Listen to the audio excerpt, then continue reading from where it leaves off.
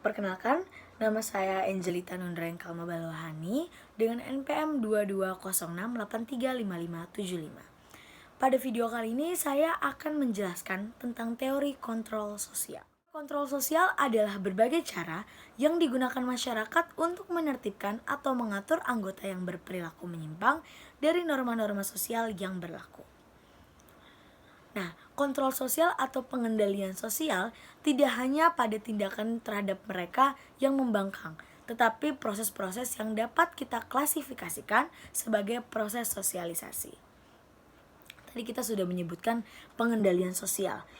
Pengendalian sosial adalah upaya masyarakat untuk mengatur perilaku para anggotanya, baik dengan cara membujuk, mengajak, atau dengan paksaan agar anggota masyarakat berperilaku sesuai dengan norma, nilai, dan kebiasaan-kebiasaan yang berlaku. Lalu, kira-kira apa aja sih proses pengendalian sosial?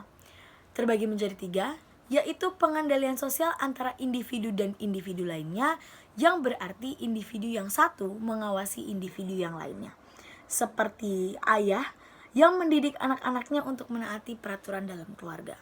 Atau mungkin teman yang menasihati temannya atau mengawasi temannya juga untuk menaati peraturan-peraturan yang ada di sekolah. Lalu ada pengendalian sosial antara individu dan kelompok, yang berarti individu mengawasi suatu kelompok. Nah, individu memiliki posisi dan power tertentu. Lalu ada yang ketiga, yaitu pengendalian sosial antara kelompok dan kelompok lainnya. Biasanya terjadi ketika suatu kelompok mengawasi kelompok lainnya. Nah, tadi kita sudah menyinggung dengan paksaan fisik.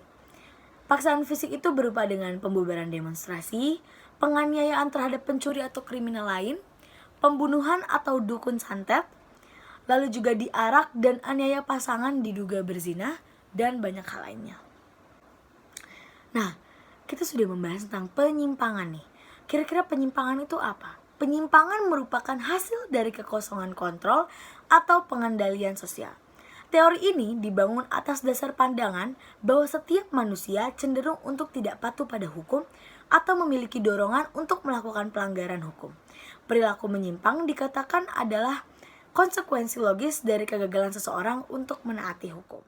Penyimpangan juga merupakan bukti kegagalan kelompok-kelompok sosial konvensional untuk mengikat individu agar tetap menuruti seperti keluarga, sekolah, atau institusi pendidikan dan kelompok-kelompok dominan lainnya. Di dalam kontrol sosial ada yang namanya kontrol internal. Nah, kontrol internal ini lebih berpengaruh daripada kontrol eksternal. Ada 4 unsur utama di dalam kontrol sosial internal, yaitu kasih sayang, tanggung jawab, keterlibatan, dan keyakinan. Yang pertama adalah kasih sayang. Kasih sayang adalah sumber kekuatan yang muncul dari hasil sosialisasi di dalam kelompok primernya, seperti keluarga. Sehingga individu punya komitmen kuat untuk patuh pada aturan. Karena pada dasarnya manusia juga memiliki kebutuhan, yaitu kasih sayang dan rasa dicintai.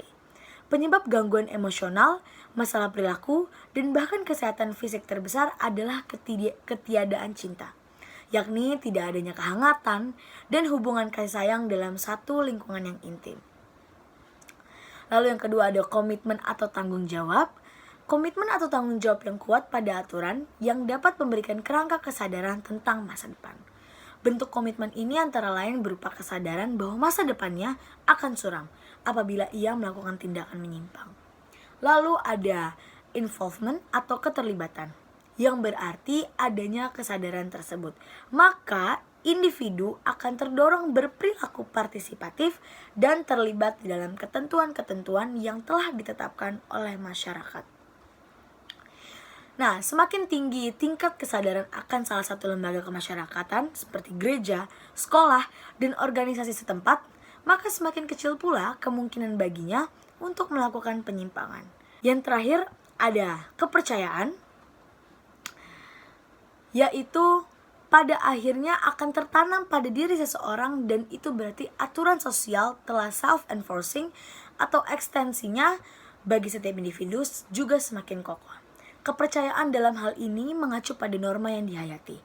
Semakin kuat kepercayaan seseorang, maka semakin kecil kemungkinan terjadinya penyimpangan. Teori kontrol sosial dapat diringkas sebagai pengendalian sosial. Namun pengendalian sosial dan pengendalian diri itu berbeda, walaupun keduanya berkaitan erat.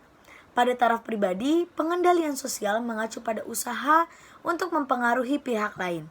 Namun kalau pengendalian diri mengacu pada usaha untuk mempengaruhi atau membimbing perilaku pribadi tersebut menjadi anggotanya.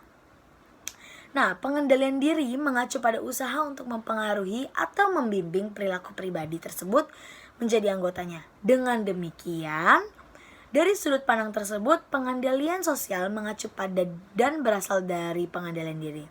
Oleh karena itu, harus ada pembedaan antara pengendalian sosial dengan pengendalian diri. Namun, keterkaitannya haruslah diakui. Di dalam kontrol sosial terdapat adat istiadat yang bersifat totaliter, oleh karena mempengaruhi setiap aspek kehidupan manusia. Lalu ada juga lembaga penegak hukum. Nah, lembaga penegak hukum di negara kita adalah pengadilan, kejaksaan, dan kepolisian. Lembaga ini secara formal tugas dan fungsinya diatur dalam undang-undang. Namun, apabila kita cermati tugas dan fungsinya ternyata mempunyai dampak positif sebagai pengendalian sosial atau kontrol sosial. Lalu, Projo Dikoro dalam Sujono merumuskan bahwa hukum adalah rangkaian peraturan mengenai tingkah laku orang-orang, manusia, atau badan-badan, baik badan hukum maupun bukan sebagai anggota masyarakat. Dalam masyarakat yang kompleks, di mana kontrol sosial yang informal dengan cara seperti mengolok-ngolok, mengucilkan, sudah tidak efektif lagi diterapkan, maka salah satu cara terbaik untuk mengendalikan dan mengawasi perilaku masyarakatnya adalah melalui lembaga-lembaga hukum. Namun lembaga pendidikan juga sangat besar andilnya dalam keikutsertaan sebagai lembaga pengendalian sosial, khususnya terhadap peserta didik dan umumnya terhadap semua jajaran dalam pendidikan itu. Nasution tahun 2010 mencatat bahwa